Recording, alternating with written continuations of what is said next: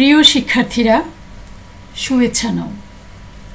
BBS প্রথম বর্ষের শিক্ষার্থীদের মনোযোগ আকর্ষণ করছি। আজ আমি তোমাদের সাথে দ্য অ্যাকাউন্টিং প্রসেসের চতুর্থ এবং এই চ্যাপ্টারের শেষ ক্লাস নিয়ে এসেছি। আগামী ক্লাসে চ্যাপ্টার 4-এর ওয়ার্কশিট নিয়ে আসব।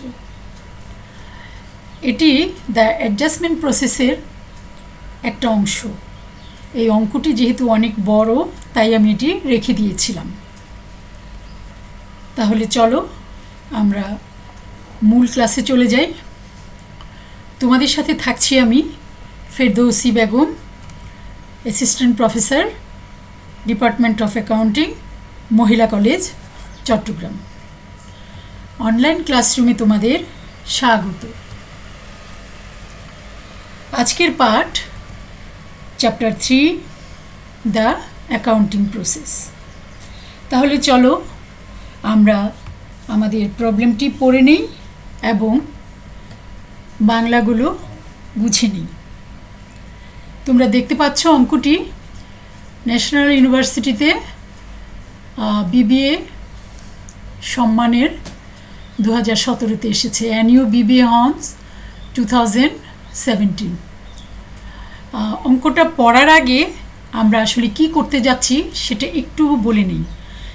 ইনস্ট্রাকশনে দেওয়া আছে আমাদের জার্নালাইজ দ্য সেপ্টেম্বর ট্রানজ্যাকশনস, অর্থাৎ সেপ্টেম্বরের লেনদেনগুলোর জাবেদা করতে হবে। বিতে বলা হয়েছে open ledger accounts and post the September transaction. বলছে যে লেজার অ্যাকাউন্ট খোলো এবং দাখিলা দাও সেপ্টেম্বরের ঘটনাগুলো। আর সিতে বলেছে প্রিপেয়ার এ ট্রায়াল ব্যালেন্স, একটি তোমার রেওয়ামিল তৈরি করতে বলেছে এই যে ঘটনাগুলো ঘটেছে, অর্থাৎ 30 তারিখ পর্যন্ত সেপ্টেম্বরের। আচ্ছা, তো আমরা জানি জার্নাল দেওয়ার পর জার্নাল থেকে আমরা লেজার দেই, লেজারের যে ব্যালেন্স হয় সেখান থেকে আমরা ট্রায়াল ব্যালেন্স তৈরি করে থাকি। এবার চলো আমরা অঙ্কটা পড়ি। Mister Jen opened the campus laundromat. এই যে ক্যাম্পাস লন্ড্রিমেটটা, ক্যাম্পাস তো জানো তোমরা, ইউনিভার্সিটি, কলেজ, এগুলার যে ক্যাম্পাস আর কি, সেগুলোকে বলা হয়েছে বিদ্যায়তনের যে পুরোটা আয়তনকেই বিদ্যায়তনকেই ক্যাম্পাস বলা হয়। আচ্ছা, আর লন্ড্রিমেটটা হলো, এটা আসলে কয়েন লন্ড্রি বলা হয় এটাকে, এই জন্য লন্ড্রিমেট বলে। কয়েন লন্ড্রিমেট আমাদের দেশে সিস্টেম আছে কি না আমার জানা নাই, তবে ফরেন কান্ট্রিগুলোতে অ্যাভেলেবল। এটা হলো কি তোমার কয়েনের মাধ্যমে লন্ড্রির কাজটা করা হয়ে থাকে। আচ্ছা, এবার আসো during the first month of operation the following transactions are occurred.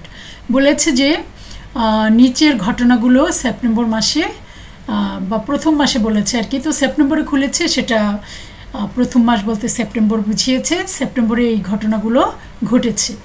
সেপ্টেম্বরের 1 ইনভেস্টেড টাকা 30,000 ক্যাশ ইন দ্য বিজনেস। বলেছে যে ব্যবসায়ে তোমার 30,000 নগদে ইনভেস্ট করেছে, বিনিয়োগ করেছে। আর আমরা জানি প্রথমে যে বিনিয়োগটা সেটা হলো মূলধন। তাহলে এটার জার্নালটা কি হবে? মূলধন তোমরা জানো ক্যাপিটাল, আর তোমার এটা কি ক্যাশ, নগদে করেছি। তাহলে আমাদের cash account debit, owners capital credit, ঠিক আছে? আচ্ছা, 2 paid 1,000 cash for store rent for September. বলেছে যে স্টোর রেন্টের জন্য 1,000 পেইড করেছে, প্রদান করেছে। তাহলে ক্যাশ চলে গেল না, আমাদের ক্যাশ কমে যাবে। তাহলে যেটা অ্যাসেট কমে গেলে ক্যাশ কি সম্পদ, সম্পদ কমে গেলে ক্রেডিট হয়। আর কি বাবদ, কেন কমেছে? খরচ, রেন্ট এক্সপেন্স বাবদ। তাহলে rent expense debit, cash credit. আচ্ছা, তারপরে আসো 3 পারচেসড ওয়াশার্স অ্যান্ড ড্রায়ার্স ফর টাকা 25,000। বলছে ওয়াশার্স অ্যান্ড ড্রায়ার্স হলো, এটা তো একটা লন্ড্রিমার্ট, তোমার এটাকে কি বলে, ধোপাখানা আর কি। হ্যাঁ, ওখানে ওয়াশ করা হয় ক্লথস, এসব আর কি। তো বলছে যে ওয়াশার অ্যান্ড ড্রায়ার্স, অর্থাৎ এটা একটা মেশিন কিনেছে যেটা দ্বারা ধৌত এবং শুকানো যায়। হ্যাঁ, তাহলে এটা বলতে পারো লন্ড্রি ইকুইপমেন্ট। ওয়াশার্স অ্যান্ড ড্রায়ার্সকে বলতে পারো লন্ড্রি ইকুইপমেন্টস। জানো তো ইকুইপমেন্টস মানে কি? যন্ত্রপাতি, সম্পদ। আচ্ছা, ফর টাকা 25,000, 25,000 টাকা দিয়ে ক্রয় করেছে। কিন্তু এটা পেড করেছে কিভাবে দেখো, পেইং টাকা 10,000 ইন ক্যাশ, নগদে 10,000 দিয়েছে। 25,000 দ্বারা এই ওয়াশার অ্যান্ড ড্রায়ার্সটা ক্রয় করেছে, যেটাকে আমরা বলবো লন্ড্রি ইকুইপমেন্টস। এটা 25,000 দ্বারা ক্রয় করেছে, কিন্তু পে করেছে হলো 10,000 ক্যাশে, নগদে পে করেছে। পেড করেছে হলো 10,000 অ্যান্ড সাইনিং টাকা 15,000, 6 months 12% নোটস পেয়েবল বলেছে যে, এবং বাকি 15,000 টাকা সাইন করেছে কিসে? নোটস পেয়েবলে, অর্থাৎ নোটস পেয়েবলের মাধ্যমে 15,000 টাকা প্রদান করেছে। আচ্ছা, এক্ষেত্রে আমরা পেলাম কি? ইকুইপমেন্ট পেলাম। তাহলে আমাদের কাছে আসলো সম্পদ লন্ড্রি ইকুইপমেন্ট। তাহলে আমরা লিখব লন্ড্রি ইকুইপমেন্ট ডেবিট, আর ক্রেডিট হলো ক্যাশ চলে গেল 10,000, অ্যান্ড দায় তৈরি হলো নোটস পেয়েবল ক্রেডিট। তাহলে cash credit 10,000, notes payable credit 15,000। 4 তারিখে পেইড টাকা 1,200 for 1 year accident insurance policy. খেয়াল করো, এই সামান্য খেয়াল করার জন্য কিন্তু আমরা ভুল করি। এখানে পুরো ঘটনাটা ঘটতে যাচ্ছে 1 মাসের, অর্থাৎ সেপ্টেম্বর 1 থেকে 30 সেপ্টেম্বর পর্যন্ত। কিন্তু এখানে পেইড করেছে দুর্ঘটনাজনিত বিমা পলিসির জন্য 1200 টাকা, এবং সেটা হলো ফর 1 year, 1 বছরের জন্য। তাহলে 1 মাসের মধ্যে সেপ্টেম্বর মাসে যদি আমি 1 বছরের জন্য কিছু পে করি, তাহলে বোঝা যাচ্ছে যে এটা আমি অ্যাডভান্স পেমেন্ট করেছি। তাহলে এটা হলো আমাদের প্রিপেইড ইন্স্যুরেন্স। বুঝতে পারছো? এটা হবে আমাদের প্রিপেইড ইন্স্যুরেন্স। আর খরচের অগ্রিম কি হয়? সম্পদ। তাহলে আমাদের প্রিপেইড ইন্স্যুরেন্সটা হয়ে যাবে ডেবিট, এবং ক্যাশ হয়ে যাবে ক্রেডিট। আচ্ছা, এবার আসো 10, received a bill from the Daily News for advertising the opening of the laundromat টাকা 200। বলছে যে একটা বিল পেয়েছে, যেটা নাকি ডেইলি নিউজে, খবরের কাগজ একটা ডেইলি নিউজে অ্যাডভার্টাইজ, অর্থাৎ বিজ্ঞাপন দিয়েছিল যখন নাকি এই লন্ড্রোম্যাটটা খুলেছিল। তাহলে এটা কি বাকিতে হয়েছিল ঘটনাটা, তাই না? তাহলে আমাদের কি হয়েছিল? অ্যাডভার্টাইজিং। তাহলে অ্যাডভার্টাইজমেন্ট খরচ না, অ্যাডভার্টাইজিং এক্সপেন্স ডেবিট, আর ক্যাশ কিন্তু দেয় নাই, এখানে বলেছে বিল পেয়েছে। তাহলে অ্যাকাউন্টস পেয়েবল তৈরি হয়েছে, অ্যাকাউন্টস পেয়েবল তৈরি হয়েছে। তাহলে আমাদের এটা হবে advertising expense debit, accounts payable credit. 20, date হলো 20। আচ্ছা, উইথড্র টাকা 700 cash for personal use. Personal use কি? ব্যক্তিগত ব্যবহারের জন্য 700 টাকা নগদ উত্তোলন করেছিল। তাহলে ব্যক্তিগত উত্তোলন কি? উত্তোলন ডেবিট না ক্রেডিট? আমরা জানি উত্তোলন হলো ডেবিট, আর সে কি করেছে? ক্যাশ উত্তোলন করেছে। তাহলে ক্যাশ ক্রেডিট। আচ্ছা, এবার আসো 30, determine the cash received for laundry service for the month was টাকা 6,200। গণনা করে দেখা গেল যে এই লন্ড্রি সার্ভিস বাবদ সে 6,200 টাকা পেয়েছে। তাহলে ক্যাশ পেয়েছে না, আর সার্ভিস দিয়েছে। তাহলে ক্যাশ অ্যাকাউন্ট ডেবিট, আর আয় করেছে সার্ভিস রেভিনিউ ক্রেডিট। এই ছিল মোটামুটিভাবে আমাদের প্রবলেমটা। এবং আমি বাংলায় বলে দিলাম, জার্নালটাও সঙ্গে সঙ্গে বলে দিলাম, কি করতে হবে আগেই বলেছি। এবার চলো আমরা সলিউশনে চলে যাই। ক্যাম্পাস লন্ড্রোম্যাট জেনারেল জার্নাল, ফার্স্ট জার্নালটা আমরা বলেছিলাম ইনভেস্ট করেছে। ইনভেস্ট করলে cash account debit, owners capital credit, টাকা 30,000 এবং owners invested for cash in business. এটা হলো ব্যাখ্যা। পরবর্তীটা ছিল রেন্ট এক্সপেন্স বাবদ ক্যাশ প্রদান করেছে 1,000। তারপরেরটা ছিল লন্ড্রি ইকুইপমেন্ট, ওই যে ওয়াশার অ্যান্ড ড্রায়ার্স ক্রয় করেছিল, সেটাকে আমরা একসাথে লন্ড্রি ইকুইপমেন্ট বলবো। লন্ড্রি ইকুইপমেন্ট ক্রয় করেছে 25,000 টাকা এবং নগদে দিয়েছে 10,000 এবং নোটস পেয়েবলে দিয়েছে 15,000। আচ্ছা, তারপর আসো পরবর্তীটা হলো আমরা প্রিপেড ইন্স্যুরেন্স বলেছিল 1 বছরের জন্য ইন্স্যুরেন্স প্রদান করেছে 1200 টাকা, তাহলে এটা প্রিপেড ইন্স্যুরেন্স।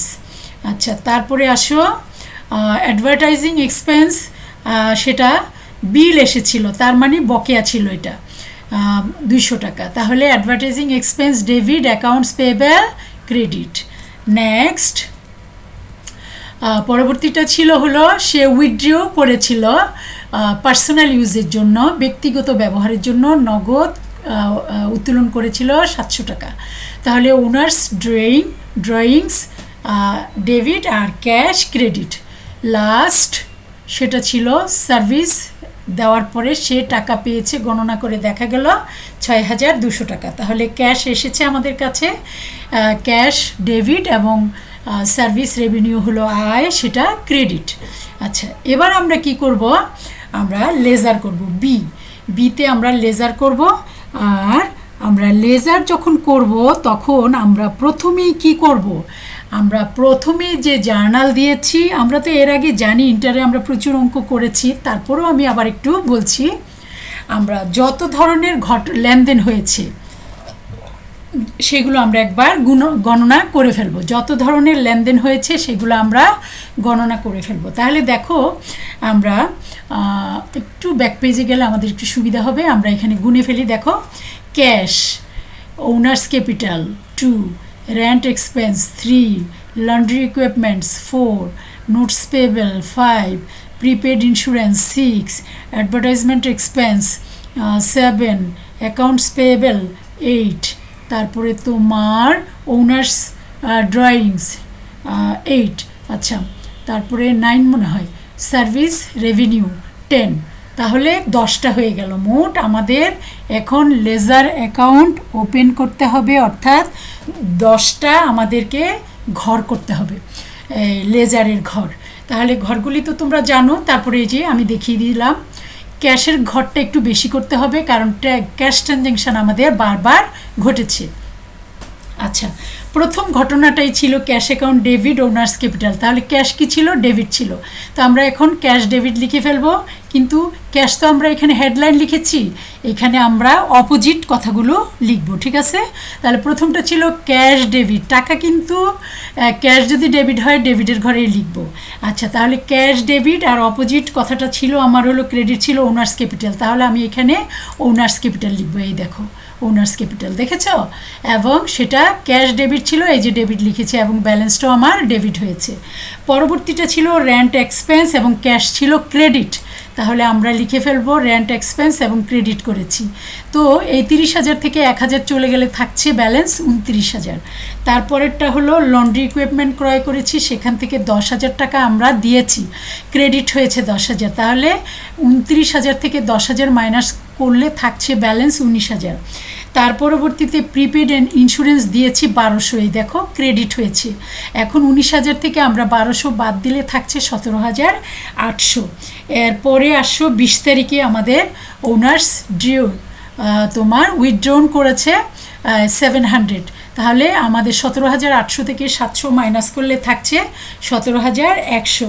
তারপরে আমার এসে গেছে হলো আয় হয়েছে, ক্যাশে আয় হয়েছে 6,200, তাহলে এই 17,100-র সাথে আমরা এখন 6,200 যোগ করব, কারণ এটাও ডেবিট ব্যালেন্স, এটা ডেবিট, এই দুটো ডেবিট যোগ করার পর 23,300, তাহলে আমাদের ক্যাশের ডেবিট ব্যালেন্স হলো 23,300। আমরা পরবর্তী ইয়েগুলোতে চলে যাই। লেজারগুলোতে প্রথমটা আমি প্রিপেড ইন্স্যুরেন্স রেখেছি। প্রিপেড ইন্স্যুরেন্স ছিল তোমার এটা ছিল 4 তারিখের ট্রানজ্যাকশানে ক্যাশ 1200। তাহলে আমাদের প্রিপেড ইন্স্যুরেন্সটা ছিল হলো ডেবিট, এই যে ডেবিটের ঘরে টাকা লিখেছি, তারপরে ব্যালেন্সটাও ডেবিট ব্যালেন্স। লন্ড্রি ইকুইপমেন্টও সেম, আমাদের ডেবিটের ঘরে হবে তোমার দুটোই, কারণ এই দুটোই মিলিয়ে 25,000 টাকা দিয়ে আমরা লন্ড্রি ইকুইপমেন্টটা কিনেছিলাম, এবং ব্যালেন্সটাও হয়েছে তোমার প্রথমে এই 10,000, এরপরে নোটস পেয়েবল দুটো মিলিয়ে হলো 25,000।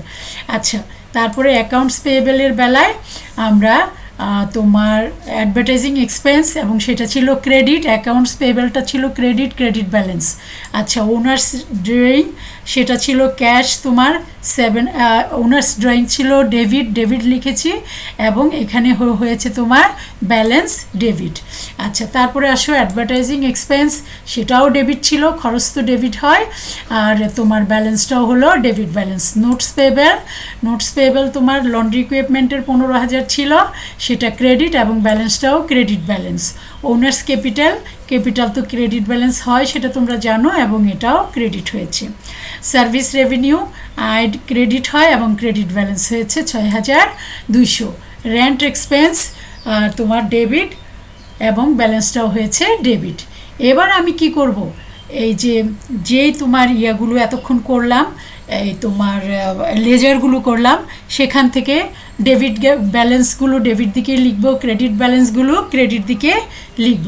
আমাদের প্রথমে ডেবিট ব্যালেন্স ছিল তোমার ক্যাশ ছিল ডেবিট ব্যালেন্স, তারপরে তোমার প্রিপেড ইন্স্যুরেন্স ছিল ডেবিট ব্যালেন্স, তারপর laundry equipment debit balance, notes payable তাই ক্রেডিট ব্যালেন্স, অ্যাকাউন্টস পেয়েবল তাই ক্রেডিট ব্যালেন্স, ক্যাপিটাল তো ক্রেডিট ব্যালেন্সই, তারপরে তোমার ওনার্স ড্রয়িংস ছিল 700 ডেবিট ব্যালেন্স, তারপরে সার্ভিস রেভিনিউ তোমার ক্রেডিট ব্যালেন্স, তারপরে তোমার অ্যাডভার্টাইজিং এক্সপেন্স ডেবিট ব্যালেন্স, তারপরে তোমার রেন্ট এক্সপেন্স 1000। এবার আমরা দুটো যোগ করে ফেলবো, দেখবে যে সমান সমান হয়ে গেছে, অর্থাৎ 51,400। ক্রেডিট দিকেও 51,400। আমরা জানি ট্রায়াল ব্যালেন্স যখন মিলে যায় মোটামুটিভাবে আমাদের গাণিতিক শুদ্ধতা আমরা খুঁজে পাই।